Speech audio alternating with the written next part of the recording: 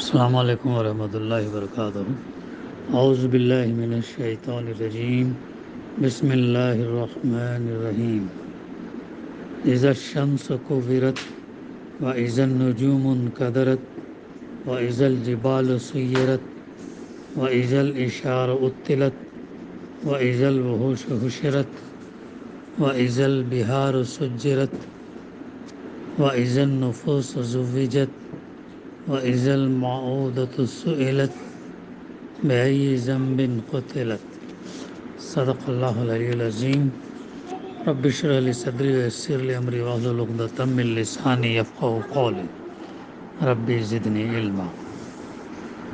جب سورج لپیٹ دیا جائے گا اور جب تارے بکھر جائیں گے اور جب پہاڑ چلائے جائیں گے اور جب 10 مہینے کی حاملہ اونٹنیاں اپنے حال پر چھوڑ دی جائیں گی اور جب جنگلی جانور سمیٹ کر اکٹھے کر دیے جائیں گے اور جب سمندر بھڑکا دیے جائیں گے اور جب جانیں یعنی جسم سے جوڑ دی جائیں گی اور جب زندہ گاڑی ہوئی لڑکی سے پوچھا جائے گا کہ وہ کس قصور میں ماری گئی۔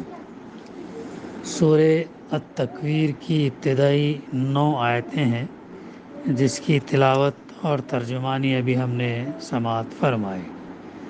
اب اس کی تفسیر میں جانے سے پہلے اس کا نام، جیسے پہلی آیت میں کویرت کا لفظ آیا ہے، کویرت تکویر سے صیغہ ماضی محجول ہے جس کے معنی ہیں لپیٹی گئی۔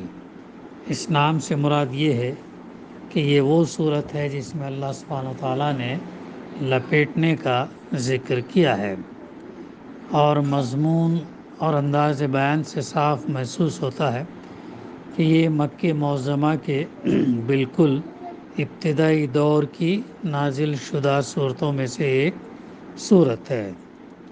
اس کے موضوع اور مضمون 2 ہیں، ایک ہے آخرت اور دوسرا ہے رسالت۔ پہلی 6 آیتوں میں قیامت کے پہلے مرحلے کا ذکر کیا گیا، جب سورج بے نور ہو جائے گا، ستارے بکھر جائیں گے، پہاڑ زمین سے اکھڑ کر اڑنے لگیں گے، لوگوں کو اپنی عزیز ترین چیزوں تک کا ہوش نہ رہے گا، جنگلوں کے جانور بدحواس ہو کر اکٹھے ہو جائیں گے اور سمندر بھڑک اٹھیں گے۔ پھر 7 آیتوں میں دوسرے مرحلے کا ذکر ہے، جب روحیں اثر نو جسموں کے ساتھ جوڑ دی جائیں گی، نامہ اعمال کھولے جائیں گے، جرائم کی بازپرس ہوگی، آسمان کے سارے پردے ہٹ جائیں گے اور دوزخ جنت سب چیزیں نگاہوں کے سامنے عیاں ہو جائیں۔ آخرت کا یہ سارا نقشہ کھینچنے کے بعد یہ کہہ کر انسان کو سوچنے کے لیے چھوڑ دیا گیا کہ اس وقت ہر شخص کو خود ہی معلوم ہو جائے گا کہ وہ کیا لے کر آیا ہے، یعنی اپنے اعمال، اچھے اعمال لایا ہے یا برے اعمال لے آیا ہے، وہ اس کو خود جو ہے اس کو معلوم ہو جائے گا۔ اس کے بعد رسالت کا مضمون لیا گیا۔ اس میں اہل مکہ سے کہا گیا کہ محمد صلی اللہ علیہ وسلم جو کچھ تمہارے سامنے پیش کر رہے ہیں وہ کسی دیوانے کی بڑھ نہیں ہے، نہ کسی شیطان کا ڈالا ہوا وسوسہ ہے، بلکہ اللہ کے بھیجے ہوئے ایک بزرگ عالی مقام اور امانت دار پیغمبر کا بیان ہے، جسے محمد صلی اللہ علیہ وسلم نے کھلے آسمان کے افق پر دن کی روشنی میں اپنی آنکھوں سے دیکھا ہے۔ یعنی جبریل علیہ السلام کو اللہ کے رسول صلی اللہ علیہ وسلم نے اپنی زندگی میں 2 دفعہ ان کی اصلی شکل میں دیکھے ہیں۔ اس تعلیم سے منہ موڑ کر آخر تم کدھر چلے جا رہے ہو؟ تو یہ جو ہے بات بتائی جا رہی ہے انہیں۔ اس کے بعد اب اس کی تفسیر میں ہم انشاءاللہ سمجھنے کی کوشش کریں گے۔ پہلی آیت میں فرمایا گیا اذا الشمس کوورت، جب سورج لپیٹ دیا جائے گا۔ سورج کے بے نور کر دیے جانے کے لیے ایک یہ بے نظیر استعارہ ہے۔ عربی زبان میں تکویر کے معنی لپیٹنے کے ہیں، تکویر کے معنی لپیٹنے کے ہیں۔ سر پر امامہ باندھنے کے لیے تکویر الامامہ کے الفاظ بولے جاتے ہیں، کیونکہ امامہ پھیلا ہوا ہوتا ہے اور پھر سر کے گرد اسے لپیٹا جاتا ہے۔ بڑا جو یہ ہوتا ہے امامہ، جو کپڑا جو ہوتا ہے جو سر کو باندھا جاتا ہے، وہ جیسا لپیٹا جاتا ہے، اسی مناسبت سے یہاں پر یہ بتایا گیا کہ قیامت کے دن اس روشنی کو جو سورج سے نکل رہی ہے، سارے نظام شمسی میں پھیلتی ہے، امامہ سے تشبیہ دی گئی اور بتایا گیا کہ قیامت کے روز یہ پھیلا ہوا امامہ سورج پر لپیٹ دیا جائے گا، یعنی اس کی روشنی کا پھیلنا بند ہو جائے گا۔ یعنی یہ جو ابھی رات ہے، اندھیرا ہے، پھر صبح 6 بجے ایسا پھر اجالا ہوتا ہے، سورج جو ہے ہمیں روشنی دیتا ہے اور توانائی دیتا ہے، انرجی دیتا ہے۔ اب یہ غور کرنے کی بات ہے کہ کروڑوں میل دور سے سورج جو ہے روشنی دے رہا ہے، اور بات گزشتہ بھی ہمارے سامنے آئی کہ وہ روشنی سورج سے زمین پر آنے تک 8 منٹ کا وقفہ لگتا ہے، اور اتنی رفتار سے وہ چلتی ہے روشنی، 3 لاکھ کلومیٹر ایک سیکنڈ میں سفر کرتی ہے۔ 3 لاکھ کلومیٹر ایک سیکنڈ ہو گیا، 3 لاکھ کلومیٹر آگے بڑھ، دیکھ کتنا کام ہوتا ہے۔ تو یہ جو روشنی آتی ہے، توانائی آتی ہے، یہ غور کرنے کی بات ہے کہ سورج اتنی کروڑوں میل دور سے اتنے ہیں ہمیں یہ دونوں چیزیں دے رہا ہے، کون اس کے اندر وہ ایندھن ڈال رہا ہے، فیول ڈال رہا ہے، جس کی وجہ سے وہ جل رہا ہے، دہک رہا ہے، روشنی بھی دے رہا ہے اور انرجی بھی دے رہا ہے۔ غور کریں، آج انسان سولار انرجی کو استعمال کر رہا ہے، یعنی وہ سورج کی انرجی کو جو ہے تبدیل کر کے الیکٹریکل انرجی میں لے رہا ہے اور دوسرے ضروریات میں اسے کام لا رہا ہے۔ تو یہ اللہ کی کتنی بڑی نشانی ہے، روزانہ مشاہدہ کرنے کی نشانی، دیکھنے کی نشانی ہے کہ کروڑوں میل سے سورج، اور کسی دن تھکتا نہیں ہے، کسی دن یہ نہیں ہوتا کہ سورج نہیں نکلا، کروڑوں سال سے جو ہے چل رہا ہے۔ کون اس کو چلا رہا ہے؟ کون اس کے اندر گرمی پیدا کر رہا ہے؟ کون اسے دہکا رہا ہے؟ یہ سب چیزیں انسان غور کرے تو اس کا ضمیر، اس کا دل پکار اٹھتا کہ کوئی اور نہیں بلکہ اللہ سبحانہ و تعالیٰ ہے، جو پوری کائنات، صرف سورج ہی نہیں بلکہ پوری کائنات کا نظام اللہ سبحانہ و تعالیٰ پیدا کیا ہے اور چلا بھی رہا ہے، دیکھ بھی رہا ہے۔ تو جب قیامت برپا ہوگی تو سورج کی روشنی کو جو ہے لپیٹ دیا ہے۔ اب ظاہر ہے جب سورج نہیں ہوگا تو کیا منظر ہوگا؟ پھر دنیا میں کیا ہوگا؟ اندھیرا ہی اندھیرا ہوگا، اندھیرا ہی اندھیرا، کوئی کسی کو کچھ دکھے گا نہیں۔ اب اس وقت جو ہے ظاہر ہے یہ لائٹ نہیں رہیں گی، صرف اندھیرا ہی اندھیرا رہے گا، اور اتنے سارے لوگ جمع ہوں گے، کیسا ہوگا وہ منظر؟ یہ قیامت کے مناظر ہیں۔ وہ حدیث بھی ہمارے سامنے آئی نا گزشتہ بھی، کہ اللہ کے رسول صلی اللہ علیہ وسلم نے جو فرمایا کہ سورہ تکویر، سورہ انفطار اور سورہ انشقاق اگر آدمی پڑھے تو اسے گویا قیامت کے مناظر اسے دکھیں گے۔ تو یہ اس سورت کی جو ہے اتنی بڑی اہمیت ہے۔ یہ بالکل ابتدائی دور کی صورت ہے۔ یہ وہ صورتیں تھیں جو صحابہ اللہ کے رسول صلی اللہ علیہ وسلم سے سننے کے بعد ان کا ایمان بڑھتا تھا، وہ یقین رکھتے تھے جو باتیں اس میں بیان کی جا رہی ہیں اور وہ ہو کر رہیں گی، ان کو اتنا یقین تھا، اسی وجہ سے ان کا ایمان مضبوط تھا۔ جب ایمان ان کا مضبوط تھا تو اس کا اظہار عمل میں ہوتا تھا، ان کے عمل اتنے بہترین تھے، بالکل جو اس یقین کے ساتھ کرتے تھے کہ اللہ تعالیٰ جو ہے ان کو اس کا اجر دیں گا، اور اللہ تعالیٰ ہر عمل کو دیکھ رہا ہے۔ تو یہاں پر یہ بٹھایا گیا خوف یہ کہ قیامت جو برپا ہوگی اس کے مناظر کیسے ہوں گے۔ سورج لپیٹ دیا جائے گا، پھر اس کے بعد میں فرمایا جا رہا وَإِذَا النُّجُومُ انْكَدَرَتْ، اور جب تارے بکھر جائیں گے، تارے یعنی اسٹارز ہم کو رات کے اندھیرے میں دکھائی دیتے ہیں، ایک آسٹریلیا کا اسٹرونامر تقریباً 10 سال پہلے اس نے ایک اپنی تحقیق یعنی ریسرچ پیپر میں لکھا تھا کہ اگر اندھیرے آسمان میں جب شہر کی لائٹ بند ہو اور جب ہم آسمان میں روشنی نگاہ ڈالیں گے تو تقریباً 5000 ستارے اسٹارز جو ہم گن سکتے ہیں۔ پھر بعد میں اس نے اور یہ بتایا کہ جتنے زمین میں کنکر ہیں، کنکر ریت کے کنکر ہیں، اس سے کئی زیادہ گنا جو ہے سٹارز اس پوری یونیورس کے اندر ہیں۔ ایک حقیر نطفے سے پیدا ہونے والا انسان کی یہ تحقیق ہے۔ اللہ سبحانہ و تعالیٰ کی نشانیاں اتنے وسیع ہیں، اتنے وسیع ہیں، تو اس میں یہ نشانیوں کے ذریعے سے ہم اللہ سبحانہ و تعالیٰ کی معرفت حاصل کر سکتے، اللہ سبحانہ و تعالیٰ کو پہچان سکتے ہیں، اللہ سبحانہ و تعالیٰ کی قدرت کو جان سکتے ہیں، اللہ سبحانہ و تعالیٰ کی طاقت، اللہ سبحانہ و تعالیٰ کتنا زبردست ہے وہ جان سکتے ہیں، اور اس کے ذریعے سے پھر ہم اپنے ایمان کو بڑھانا۔ کتنے سٹارز ہیں، کنکر ہم اپنے گھر میں، اپنے آنگن میں، اپنے باہر کتنے گن نہیں سکتے، لیکن اس نے کہا کہ اس کے مقابلے میں کئی زیادہ سٹارز جو ہے اس یونیورس کے اندر ہیں۔ تو اللہ تعالیٰ کیا بتا رہا ہے اس دوسری آیت کے اندر، وہ بندش جس نے ان کو اپنے اپنے مدار میں قائم رکھا، یعنی ایک جو سٹارز جو ہے ایک اپنے اپنی پوزیشن میں یا اپنے اپنے آربٹ کے اندر گھوم رہے کر رہے، تو وہ جو اللہ تعالیٰ نے ان کو باندھ کر رکھا ہے، کیا ہے وہ؟ الیکٹرو میگنیٹک فورسز ہیں۔ ریسرچ یہ بتاتی ہے کہ اس کائنات کے اندر جو سٹارز، پلانٹس، سولار سسٹم، یہ حیرت انگیز چیزیں جو ہیں وہ ایک فورس، الیکٹرو میگنیٹک فورس کے ذریعے سے بندھے ہوئے ہیں، جکڑے ہوئے ہیں، اسی لیے وہ اپنے مقام سے وہ ہٹتے نہیں بلکہ اپنے مقام پر جو ہے بیٹھے ہوئے ہیں۔ ہم بات کہاں ہیں؟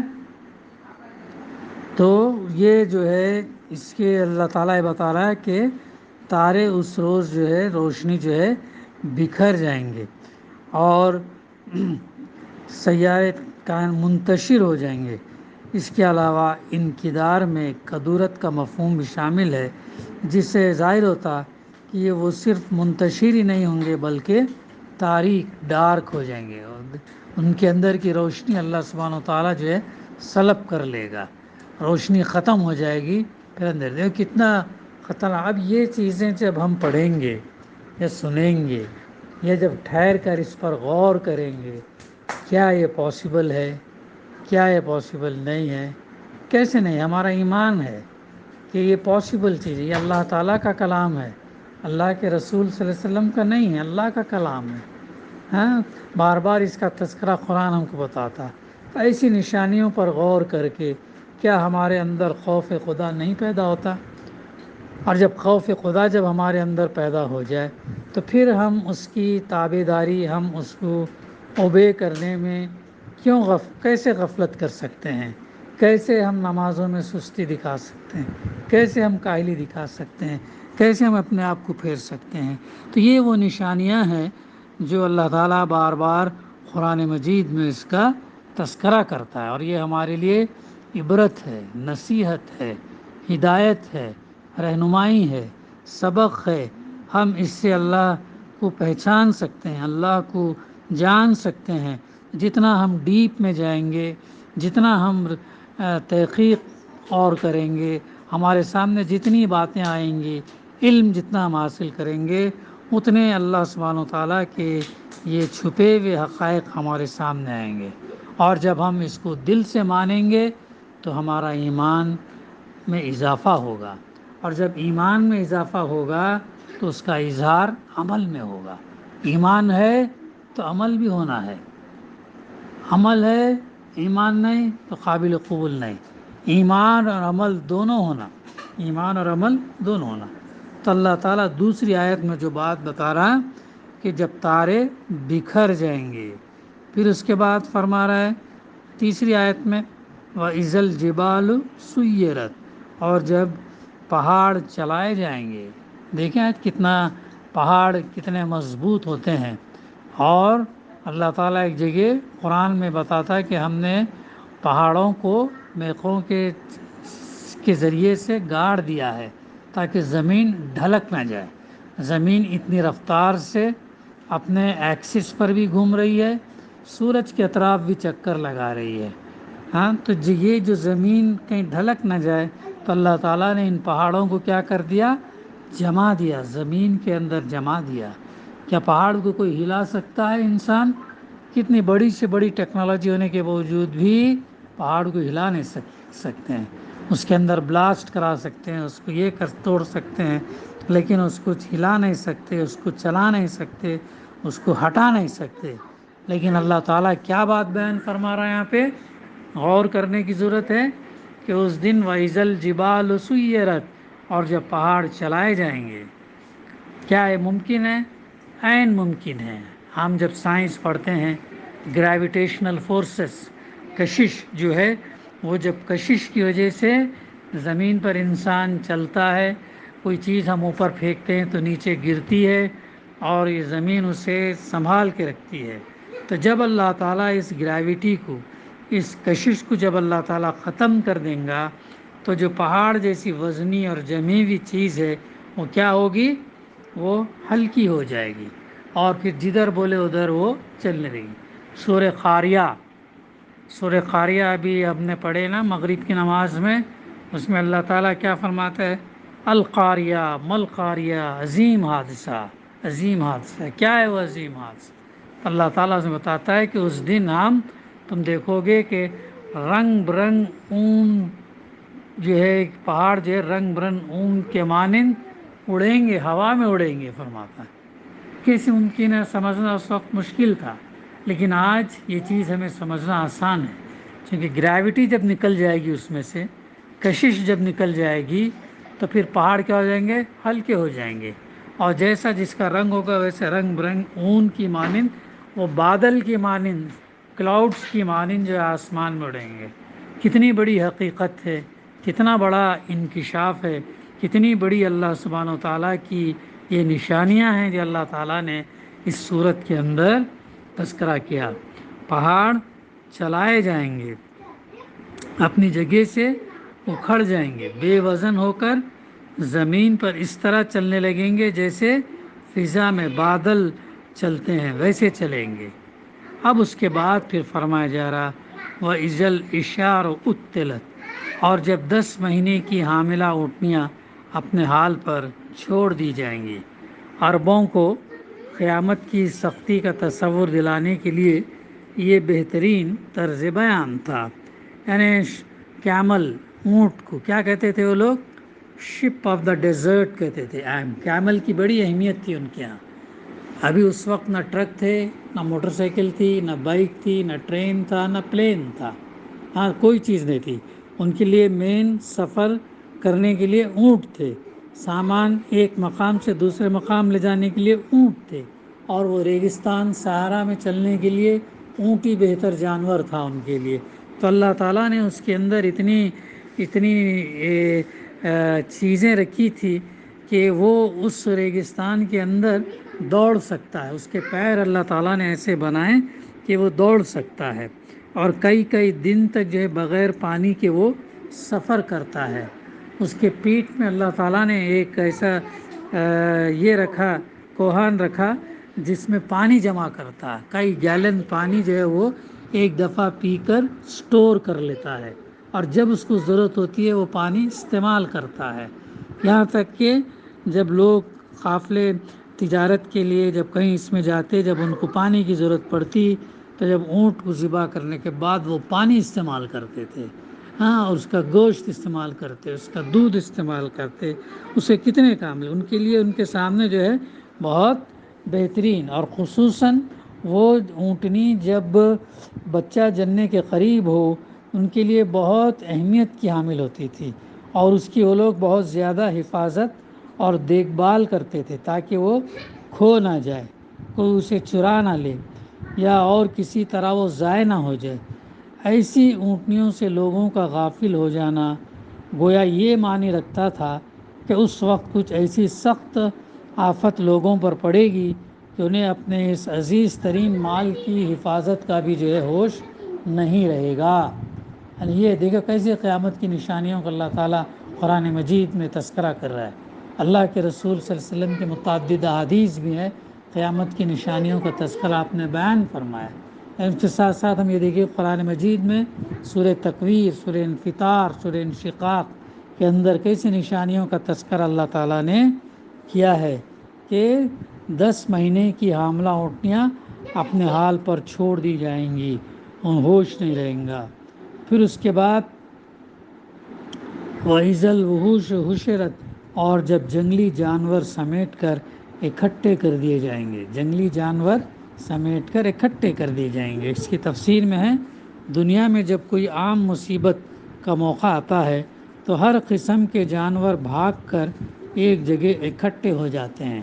زلزلہ ہے، جب دیکھا زلزلے اس وقت جو ہے جانور زمین کے اندر جو ہوتے ہیں، کیڑے مکوڑے، سانپ بچھو وغیرہ نکل کر باہر آ جاتے ہیں، ہاں، اور کتے اور دوسرے جو ادھر ادھر بھاگنے لگتے ہیں ان کو، بلکہ انسان سے پہلے ان کو وہ چیزیں سمجھ میں آتی ہیں کہ بھئی اب کوئی ایک حادثہ ہونے والا ہے، زلزلہ آنے والا ہے۔ تو اللہ تعالیٰ ان کے اندر کیسے سینس رکھا، اس سے ہم اندازہ لگا سکتے کہ وہ جو ہے کیسے وہ بھاگتے ہیں، ادھر ادھر بھاگتے ہیں۔ تو اس دن کا تذکرہ کرتے ہوئے یہ بھی بتایا جا رہا، جانور بھاگ کر ایک جگہ اکٹھا ہو جاتے ہیں، اس وقت نہ سانپ ڈستا ہے، نہ شیر پھاڑتا ہے، نہ شکار کرنے والوں کے احساس ہے کہ اس پر شکار ہو رہا، نہ شکاری جو ہے اس کو شکار سامنے موجود ہے شکار کرنا کر کے احساس ہوتا ہے، دونوں کو فکر نہیں ہوگی۔ ایسا وہ منظر ہوگا، صرف انسانوں کے لیے نہیں بلکہ جانوروں کے لیے بھی ایسا یہ منظر ہوگا، تو اتنا شدید ہوگا اور یہ ہو کر رہے گا۔ اللہ تعالیٰ بار بار اس کا تذکرہ کرتا ہے۔ تو جب جنگلی جانور جو ہے کیا بتایا گیا کہ جانور بھاگ کر ایک جگہ اکٹھا ہو جاتے ہیں، جنگلی جانور سمیٹ کر اکٹھے کر دیے جائیں گے۔ پھر اس کے بعد آیت نمبر 6 میں فرمایا جا رہا، وَإِذَا الْبِحَارُ سُجِّرَتْ، اور جب سمندر بھڑکا دیے جائیں گے، سمندر بھڑکا دیے جائیں گے۔ سمندر کتنا ہے دنیا کے اندر، کتنا حصہ ہے، کتنا پرسنٹیج ہے؟ 71% سمندر پانی ہے، 29% لینڈ ہے۔ تو یہ سمندروں کو اللہ تعالیٰ کیا کرے گا فرما رہا، سمندر بھڑکا دیں گے۔ کیا یہ امیجن ہم کر سکتے ہیں کہ سمندر میں آگ لگ سکتی ہے؟ پانی جو آگ کو بجھانے کا کام کر رہا ہے، کہیں اس کے اوپر آگ لگ سکتی ہے؟ ہاں، یہاں پر اللہ تعالیٰ فرما رہا سمندر کو ہم بھڑکا دیں گے، ہاں۔ تو اس سے یہ بظاہر جو ہے یہ بات ہم کو عجیب معلوم ہوتی ہے، قیامت کے روز سمندروں میں آگ بھڑک اٹھے گی۔ لیکن اگر پانی کی حقیقت، پانی کا فارمولا کیا ہے؟ کیا فارمولا ہے؟ واٹر H2O، H2O ہے۔ H2O میں کیا ہے؟ اس کے معنی ہائیڈروجن اور آکسیجن۔ H2 کے معنی 2 مالیکیول ہائیڈروجن کے، 1 مالیکیول آکسیجن کا۔ تو اس طریقے سے پانی بنتا ہے، ہائیڈروجن اور آکسیجن ملنے سے پانی بنتا ہے۔ لیکن یہ جو ہے سراسر اللہ تعالیٰ کا معجزہ ہے کہ اس نے اس آکسیجن اور ہائیڈروجن یعنی 2 ایسی گیسوں کو باہم ملایا جن میں سے ایک آگ بھڑکانے والی اور دوسری بھڑک اٹھنے والی ہے، اور ان دونوں کی ترکیب سے پانی جیسا مادہ پیدا کیا جو آگ بجھانے والا ہے۔ دیکھو کیسا اللہ تعالیٰ کی قدرت ہے، یہ تمام چیزیں اللہ تعالیٰ نے پہلے ہی بنا دیا، لیکن اب انسان اس کو پڑھ کر، ریسرچ کر کے، تحقیق کر کے اب یہ جان رہا ہے کہ یہ چیزیں ایسی ہیں۔ ہاں، ابھی تم لوگ پڑھ رہے PUC میں، ابھی سیکنڈ ایئر میں انہوں ہے اور فرسٹ ایئر میں بہرحال جیسا، تو یہ تمام چیزیں آ رہی ہیں، ہم جان رہے ہیں، پڑھ رہے ہیں، لیکن انسان جو ہے یہ سب محنت کر کے پڑھ کر یہ سب چیزیں جو ہے یہ اللہ تعالیٰ نے لیکن ان تمام چیزوں کو پہلے بنا دیا۔ اللہ کی قدرت کا ایک اشارہ اس بات کے لیے بالکل کافی ہے کہ وہ پانی کی اس ترکیب کو بدل ڈالے۔ اللہ تعالیٰ کن فیکن ہو جا اور وہ چیز ہو جاتی۔ تو یہ کیا کرے گا اللہ تعالیٰ قیامت کے دن؟ ہائیڈروجن اور آکسیجن کو الگ کر دے گا، جیسا موسیٰ علیہ السلام کو دریائے نیل سے پار کرایا ہے۔ پیچھے فرعون کی فوج تھی، سامنے سمندر دریا، جانے کے لیے راستہ نہیں، تو کیا کہا؟ مارو عصا اپنا۔ ان کی قوم جن کو غلامی سے موسیٰ علیہ السلام نے چھڑایا، ان سے یہ کہنے لگی اے موسیٰ تم نے ہمیں کہاں لے کر کھڑا کر دیا، پیچھے فوج، سامنے پانی، تو یہ کدھر ہم جائیں گے، کیسے ہم جائیں گے؟ تو ان کو ذرا اللہ کی قدرت پر بھروسہ نہیں تھا۔ جب موسیٰ علیہ السلام نے جب اللہ سے دعا کی، اللہ نے کہا کہ مارو عصا، تو پھر اللہ تعالیٰ پانی میں راستہ بنا دیا، اور راستہ بنا دیا تو پھر موسیٰ علیہ السلام کی قوم بنی اسرائیل جو ہے پانی میں سے گزر گئی۔ اور یہ دیکھ کر فرعون اور اس کا لشکر بھی جو ہے چلو ہم بھی ان کو فالو کریں گے کر کے پیچھا کیا۔ جب عین بیچ میں تھے اور یہ لوگ نکل گئے تھے، تب اللہ تعالیٰ نے پانی کو ملا دیا۔ ملانے کے بعد پوری قوم اور فرعون جو ہے غرق ہو گئی۔ فرعون نے کیا کہا؟ غرق ہوتے وقت میں موسیٰ اور ہارون کے رب پر ایمان لاتا ہوں۔ قرآن مجید میں اس کا تذکرہ ہے۔ تو اللہ تعالیٰ فرمایا کہ اب ایمان لے آتا ہے۔ وہ وقت ایمان قابل قبول نہیں ہے جب انسان نشانیوں کو جب دیکھ لیتا ہے، موت قریب آ جاتی ہے، تو اس ٹائم جو ایمان قابل قبول نہیں ہے۔ تو اللہ تعالیٰ نے پانی کی فطرت ملنے کی ہے۔ پانی کی فطرت یہ ہے کہ وہ اپنے لیول مینٹین کرتی، لیکن اللہ تعالیٰ نے اس کو ہٹایا۔ تو اس طریقے سے اللہ تعالیٰ اس دن قیامت کے دن یہ جو اجزاء ہے ہائیڈروجن اور آکسیجن سے مل کر پانی بنے، ان کو الگ کر دے گا۔ الگ کر دے گا تو کیا ہوگا؟ ایک بھڑکنے والی، ایک بھڑکانے والی، پھر وہ گیس سے آگ لگے گی۔ تو اس طریقے سے سمندر میں آگ لگ جائے گی۔ یہ ہے تذکرہ جو قرآن جو ہے 1400 سال پہلے یہ باتیں بتا دیا، 1400 سال پہلے۔ اور آج جو ہائیڈروجن بام جو بنایا جاتا یا ایٹم بام وہ جو بنایا جاتا، ان ایٹمز کو جوڑ کر انرجی پیدا کی جاتی یا ان ایٹمز کو توڑ کر انرجی نکالی جاتی ہے۔ دیکھو انسان کتنا ایک حقیر نطفے سے پیدا ہونے والا انسان کیا کیسے کیسی ایجادیں کر لیا ہے۔ اللہ نے اس کو احسن التقویم بہترین ساخت پر پیدا کیا، لیکن وہ اپنے آپ کو تباہی کی طرف لے جا رہا ہے۔ اللہ کی نافرمانی کر کے، اس کے رسول کی نافرمانی کر کے جو ہے اپنے آپ کو تباہی کی طرف لے گیا۔ تو اللہ تعالیٰ یہ جو بات فرمایا کہ اس دن سمندر بھڑکا دیے جائیں گے، سمندر میں آگ لگ جائے گی، امپاسبل ہے۔